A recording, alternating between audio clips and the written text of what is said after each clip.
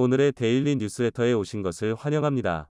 1. 경제적인 자립이 필수적이라고 생각했습니다. 2. 북극의 엄청난 자원을 손에 넣은 대한민국. 3. 바이든 면전의 돌발 폭탄 발표. 한번 진실을 알아봅시다. 지구온난화로 인해 북극 지역이 큰 관심을 받고 있는 가운데 그린란드는 각종 희토류가 매장되어 있는 곳으로 알려져 중요한 장소로 인식되고 있습니다. 이에 따라 그린란드는 강대국들의 관심을 받아들이며 러브콜을 받고 있는 상황입니다. 그러나 놀랍게도 그린란드는 한국에게 먼저 손을 내밀며 자원 독점 개발권을 제안하는 모습을 보였다고 합니다. 그린란드가 한국과의 약속을 지키기 위해 이러한 제안을 한 것으로 알려져 있습니다. 이는 한국 정부의 자원 개발에 대한 노력과 전문 기술의 성과로 볼 수 있습니다. 과거부터 한국 정부는 자원 개발을 통해 국가 경제의 다각화와 자원 안정화를 추진해 왔습니다. 이를 위해 한국은 첨단 기술과 전문 인력을 투입하여 다양한 자원 개발 프로젝트를 수행해 왔습니다. 이러한 노력과 역량을 바탕으로 그린란드가 한국에게 자원 개발 권한을 제안한 것으로 보입니다. 한국 정부와 기업들은 그린란드의 자원 개발에 대한 제안을 신중히 검토하고 지속 가능한 개발과 환경 보호를 고려하여 협력 방안을 모색할 것으로 예상됩니다. 이를 통해 한국은 자원 개발 분야에서의 국제적인 입지를 확장하고 그린란드와의 협력을 통해 상호 이익을 추구할 수 있을 것입니다. 대체 그린란드가 한국 사이에 무슨 일이 있었던 것일까요? 지금부터 이와 관련된 내용을 자세하게 설명해 드리겠습니다. 밖을 나온 주민은 이상함을 느꼈습니다. 분명 추울 것을 대비해 꼭 껴입은 옷이 덥게 느껴졌기 때문이죠. 이상함을 느낀 것은 그 혼자만이 아니었습니다. 다른 주민들 역시 비슷한 경험을 했기 때문이죠. 유달리 따뜻한 날씨에 두꺼운 방한복이 쓸모가 없었던 것입니다. 기상이변으로 초래한 이상 기후현상에 오래 이 추운 지역에 살았던 주민들조차 방한복을 벗을 정도로 현재 북극 지역은 열기로 인해 전례 없는 일들을 겪고 있습니다. 그린란드 역시 생전 처음 겪는 고온의 환경에 주민들은 물론이고 동물들 역시 더위에 노출되어 헐떡이는 모습을 보이는 등 이전이라면 상상도 할 수 없는 일들이 발생했습니다. 미국 국립빙설자료센터에 따르면 올해 7월 그린란드에서 기록적인 높은 온도를 보였다고 보고했습니다. 평년보다 섭씨 5도 이상 높은 16도를 기록했다고 하는데요. 더운 날씨 때문에 그린란드를 덮고 있던 얼음도 균열을 일으키며 빠르게 녹고 있다고 합니다. 테드 스캔보스 연구원은 온도와 더불어 빠르게 녹고 있는 빙하의 실태에 대해 보고서를 작성했는데요. 관측 결과 7월 15일부터 17일 사이 그린란드 빙하가 녹아 바다로 흘러간 물은 하루 평균 60억 톤, 3일 총합 180억 톤에 해당하는 물이 대양으로 흘러갔다고 분석했습니다. 올림픽 공식 수영장 720만 개를 꽉 채울 수 있는 물이 60억 톤입니다. 미국 웨스트버지니아주 전체를 30cm 깊이로 덮는 양이라고 하죠. 연구원은 3040년 기후 평균을 볼 때 비정상적인 수치라는 말을 남겼습니다. 덕분에 그린란드에 거주하고 있는 원주민들에게 인기 있는 품목이 바로 반바지라고 합니다. 더운 날에 면역이 없는 이들은 고온으로 인해 방한복이 쓸모없게 되자 마을에 있는 반팔 반바지 상품을 구매하기 시작했다고 하죠.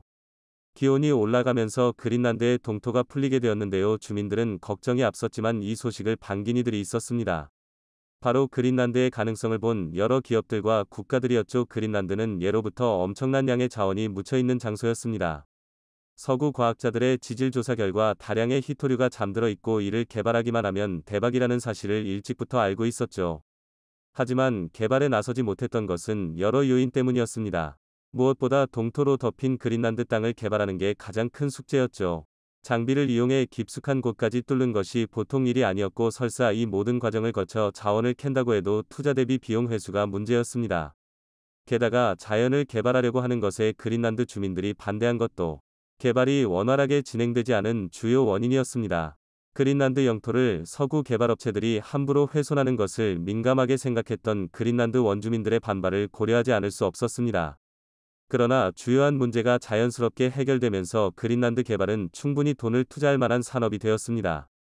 기온이 높아지면서 바다에 가득 찬 빙하들이 녹아 개발 및 자원 이송을 위한 해로가 뚫린 것도 개발업체에게 유리했습니다. 가장 먼저 손을 내민 기업은 인공지능 광물 탐사기업 코볼드 메탈과 영국 광산기업 블루제이 마이닝이었습니다. 그린란드 서부 디스코 섬과 누수악 반도에서 니켈과 코발트 등을 채굴하기로 결정했는데요. 이들 업체는 30명의 지질학자, 지구 물리학자를 비롯 토양 샘플을 채취하고 자원을 캐기 좋은 장소를 탐색하는 것은 물론 광물의 정확한 위치를 찾는 데 매진하고 있다고 합니다. 제프 베조스 아마존 의장을 비롯해 유명 투자자 레이 달리오 브리지워터 회장도 이 기업의 성장 가능성을 눈여겨보고 이들 기업에 수십억 원을 투자하는 행보를 보였죠. 노르웨이 국영 에너지 기업인 에퀴노어도 그린란드 개발에 뛰어들었습니다. 히토류의 몸값이 계속해서 상승하는 가운데 그린란드 개발이 쉬워진 것은 어쩌면 절호의 기회라고 할 수 있기에 미국을 비롯한 여러 선진국들의 투자가 잇따른 것이죠. 그동안 자원 개발에 부정적인 모습을 보였던 그린란드 정부도 개발에 적극적인 태도로 바뀐 것 역시 개발 진척에 한몫했습니다. 사실 원주민들의 반발은 여전히 남아있지만 그린란드의 경제 개발을 위해 선택한 길이라고 하는데요. 현 그린란드의 총리인 무테 보우르프에게 대 뮤트 불업 에지드는 그린란드의 생존과 덴마크에게서 완전한 독립을 이루기 위해 경제적인 자립이 필수적이라고 생각했습니다. 현재 그린란드는 자치국가라 할 수 있을 만큼 자체적인 정부를 구성하고 그린란드 주민들의 투표에 따라 정책이 결정되는 등 많은 부분이 독립적입니다. 그러나 원칙적으로는 덴마크의 부속 영토에 속해 있는데요. 일찍이 그린란드를 발견한 덴마크인들은 이곳을 자신의 식민지로 두고 오랜 기간 그린란드를 통치했습니다. 하지만 시간이 지나고 그린란드에 쭉 살았던 원주민들이 독립 의사를 보이자 덴마크 정부는 이들의 반발을 두려워해 자치권을 인정, 독립성을 인정하는 모습을 보였습니다. 그 이후 그린란드 자치정부는 덴마크와 기묘한 동거를 시작했습니다.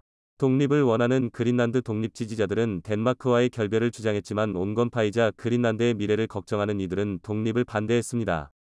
사실 인구가 5만 명 남짓한 그린란드는 변변한 산업이 없기에 수출의 대부분을 어업에 의존하는 국가입니다. 독립을 한다고 해도 경제적으로 위태롭기에 그린란드 주민들은 경제적으로 부유한 덴마크에 의존하려고 했던 것이죠. 그러나 코로나가 닥치면서 상황이 급격하게 바뀌었습니다.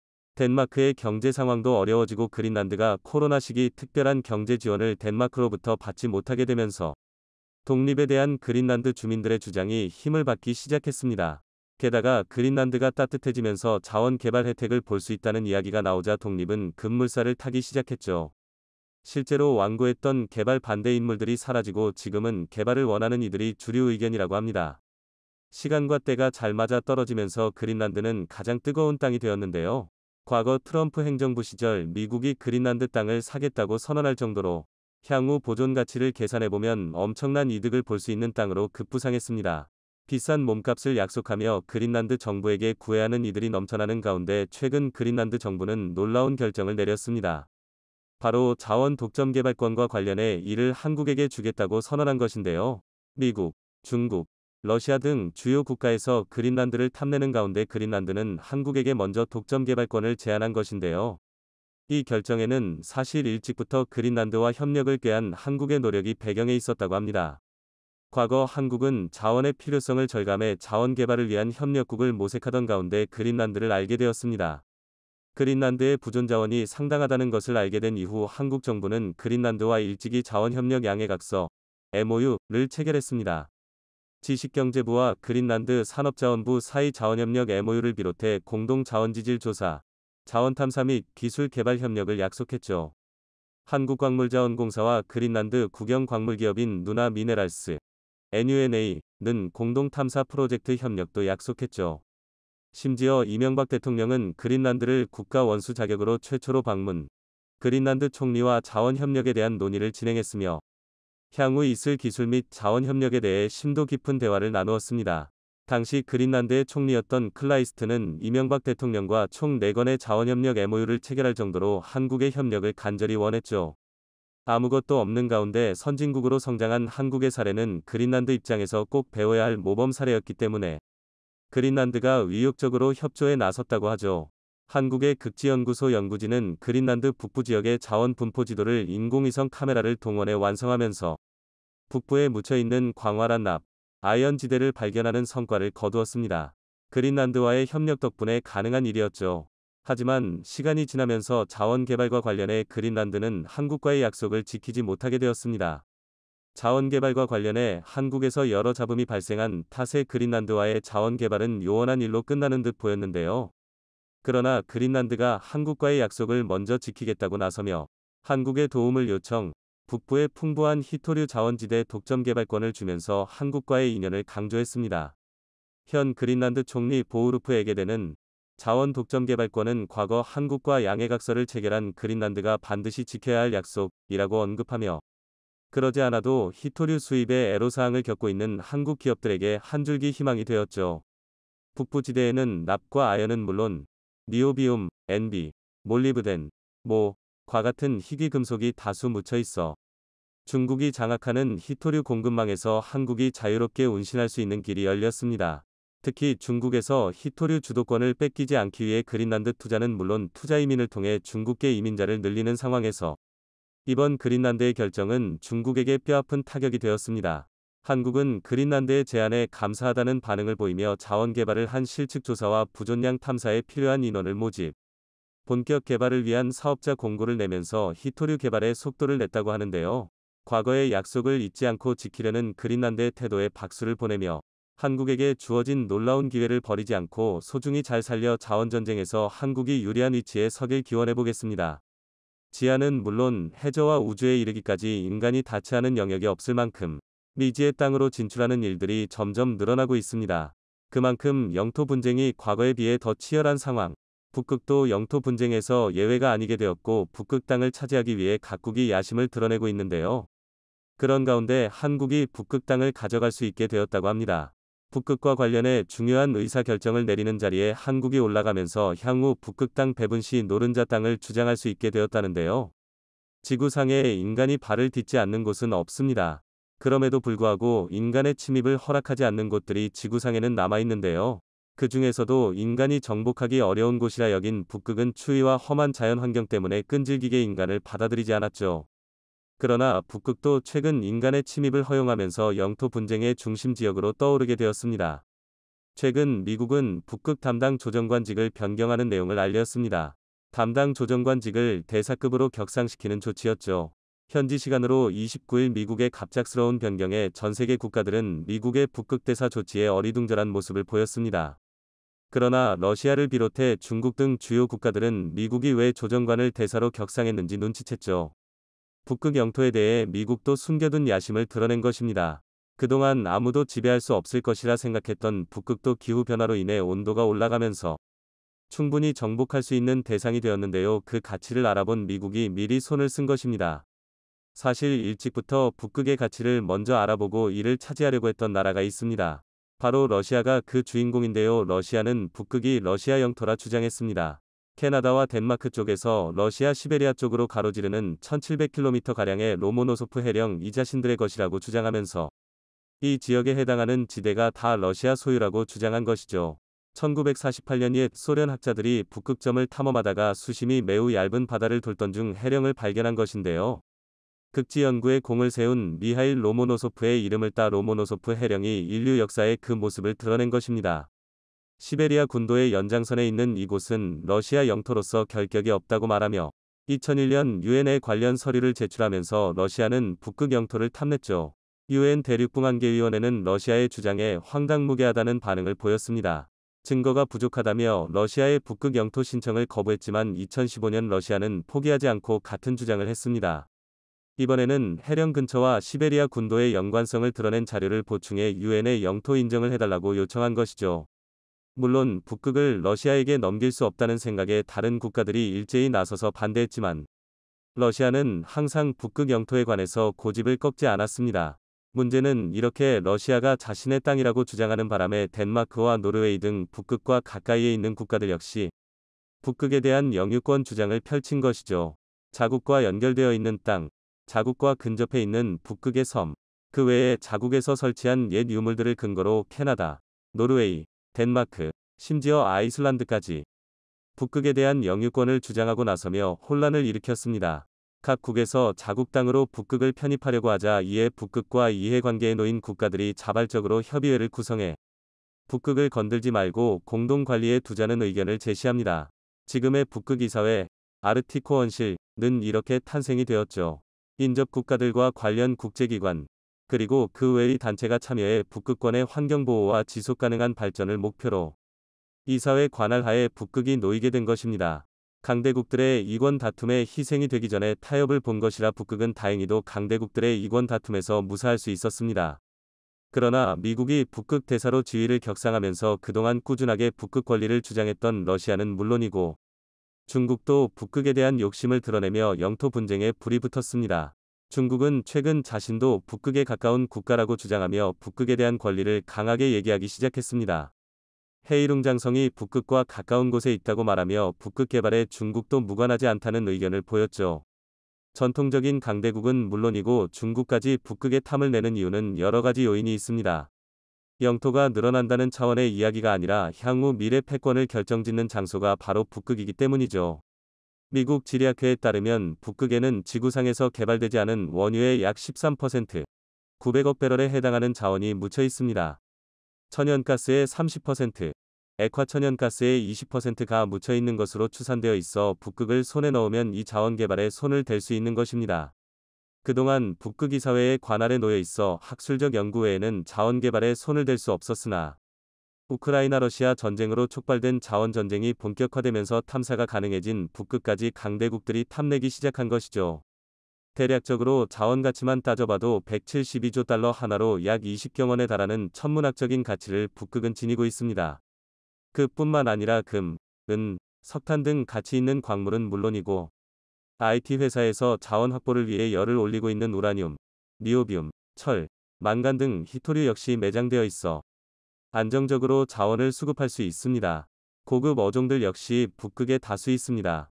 가자미, 넙치, 대게는 물론이고 명태, 대구 등 셀 수 없는 종들을 쉽게 잡을 수 있는 황금어장이기 때문에 온난화가 진행되면 이곳에 서식하는 어종들은 값을 따질 수 없을 정도로 귀중한 식량이 됩니다. 그 외에 지리적인 요인 역시 중요한 요소인데요. 특히 북극항로가 북극을 탐내는 주요 요인이 됩니다.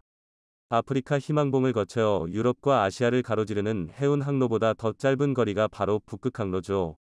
여러 이점이 있기 때문에 북극을 포기하는 것은 있을 수 없는 일. 러시아는 이러한 미국의 행보에 참을 수 없다는 의사를 드러내며 북극의 정당한 주인은 러시아라는 사실을 주지시켰습니다. 니콜라이 코르추노프는 타스 통신을 통해 북극에서의 군사적 활동은 러시아를 자극하는 일이며 북극과 가장 많은 부분을 맞닿아 있는 러시아는 정당한 북극의 주인이라며 대규모 혹한 훈련을 예고하는 모습을 보였습니다. 전쟁이 한창인데도 북극 주도권을 뺏기지 않으려 군대를 동원한 것이죠.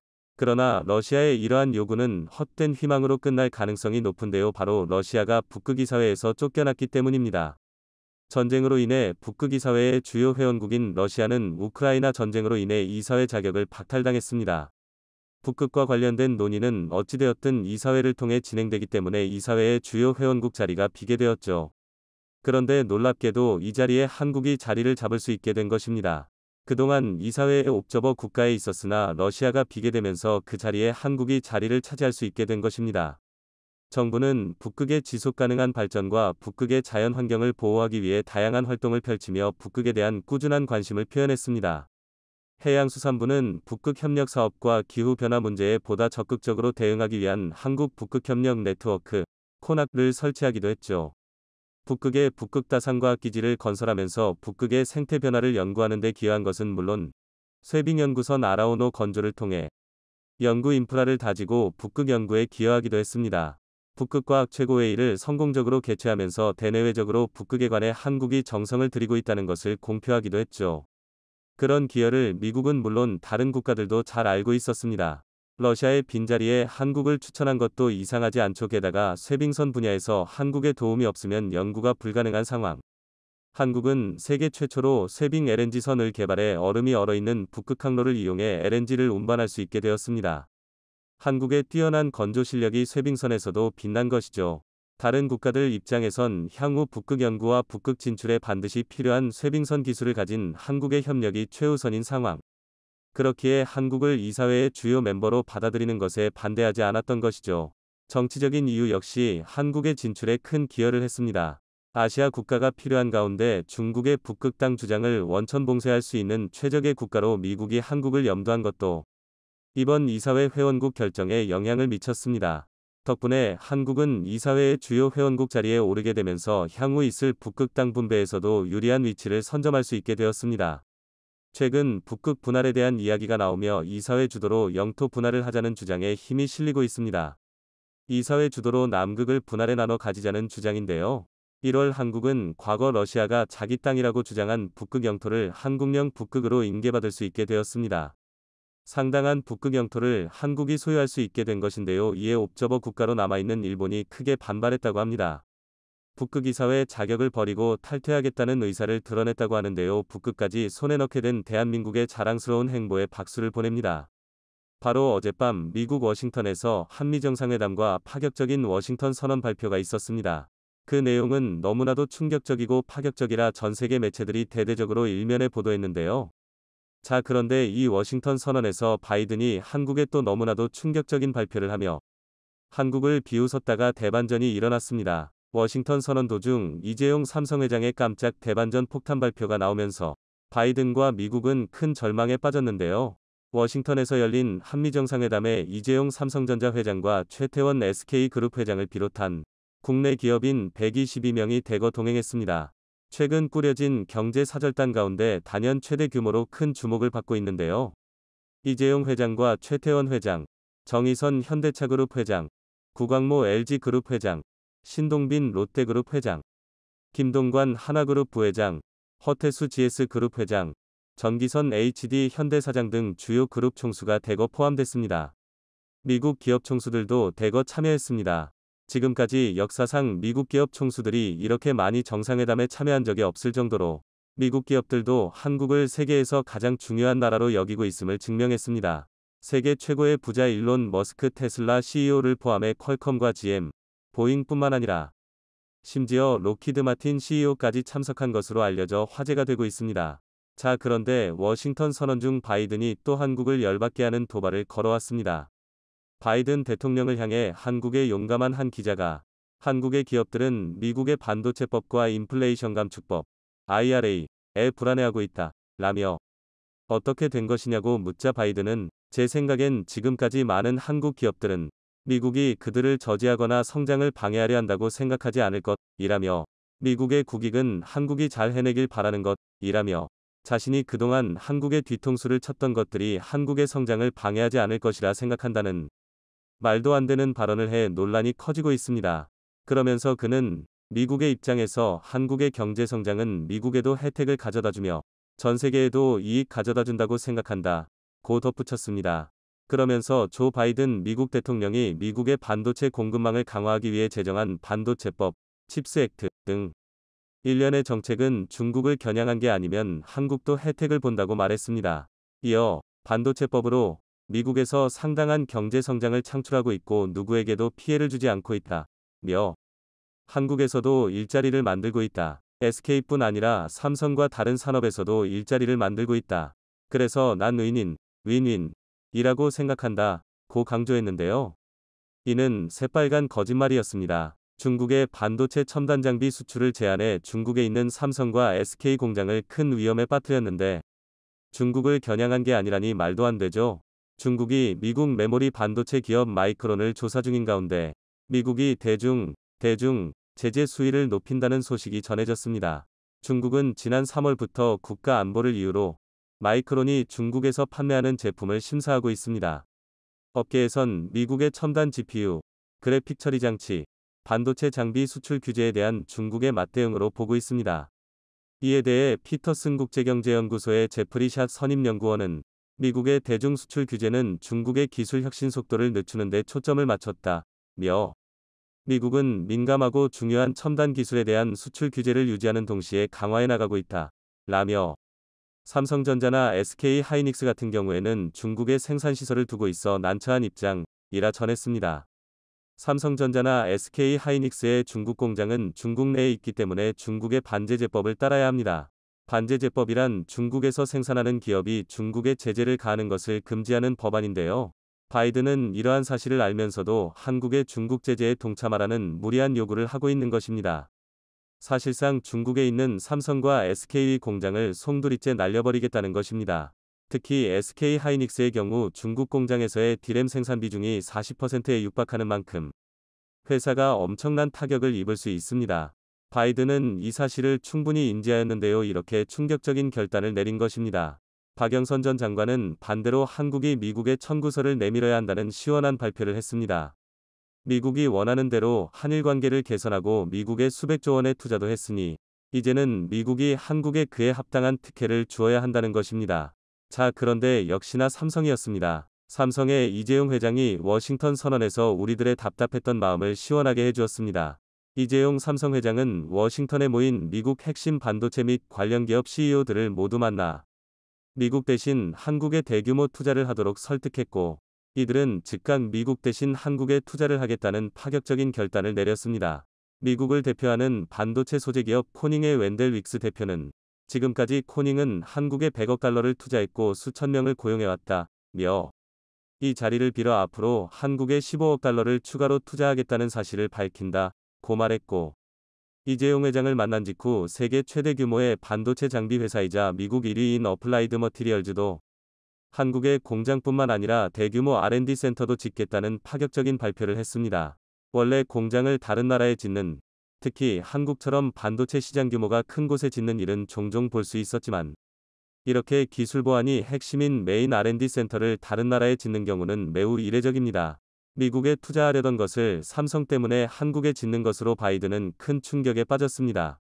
미국을 대표하는 또 하나의 반도체 제조장비 회사 램리서치도 미국 투자를 취소해버리고 한국에 대규모 투자를 하겠다고 발표했습니다. 미국 램리서치 팀 아처 최고 경영자 CEO는 한국이 자신들에게는 세계에서 가장 중요하다며 한국의 신공장과 R&D 센터를 모두 지어 한국에 사실상 을인하겠다는 뜻을 밝혔습니다. 이렇게 이재용의 설득에 미국 기업들에게 제대로 뒤통수를 맞은 바이든, 이재용 삼성전자 회장도 미국이 아닌 한국에 300조 원을 투자하겠다고 밝혀 바이든에 너무나도 큰 충격을 주었습니다. 원래는 미국에 수백조 원을 추가로 투자하려 했지만 바이든의 계속되는 뒤통수에 화끈하게 한국으로 바꿔버렸습니다. 삼성전자는 경기 용인 기흥구와 화성 301만 M, 평택 289만 M의 차례로 반도체 공장을 지었습니다. 이번에는 용인 남사읍의 시스템 반도체 특화 국가산업단지 규모는 710만 M로 앞서 지은 세 단지를 합한 것보다 큽니다.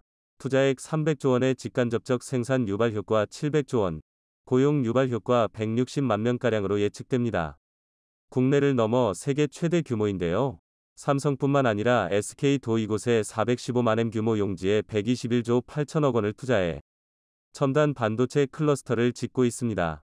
2042년까지 첨단 반도체 제조공장 5개를 구축하고 소부장 업체와 팹리스 등 최대 150개 회사를 유치합니다.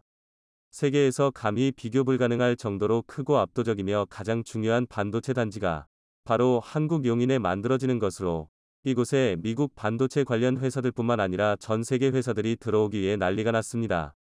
이곳에 입점하는 순간 초대박이 나지만 제외되는 순간 한순간에 아웃사이더가 되기 때문이죠.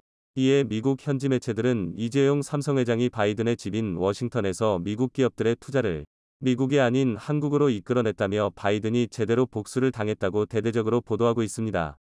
발등에 불이 난 바이든은 이제야 한국에 파격적인 특혜를 제안하며 한국 달래기에 나섰습니다. CNBC는 이번에 IRA 세부 조항을 통해 바이든은 한국의 배터리 3사가 미국 시장을 완전히 장악할 수 있게 해주었다며 이번 미국 정부의 인플레이션 감축법으로 중국 배터리의 확장을 막아 한국 배터리 3사가 전세계 점유율 70%를 달성할 수 있게 도와주었다고 홍보했습니다. 뿐만 아니라 바이든은 한국이 핵을 포기하는 대가로 핵 사용 논의에서 한국이 더 큰 발언권을 가질 수 있도록 특혜를 부여하겠다고 발표했습니다. 자, 그런데 이미 늦어버렸습니다. 바이든의 이러한 발표에도 삼성은 결정을 바꾸지 않겠다고 천명했고, 이재용 회장의 설득에 미국 대신 한국에 투자를 하기로 한 미국 반도체 기업들도 투자 결정을 확정했습니다.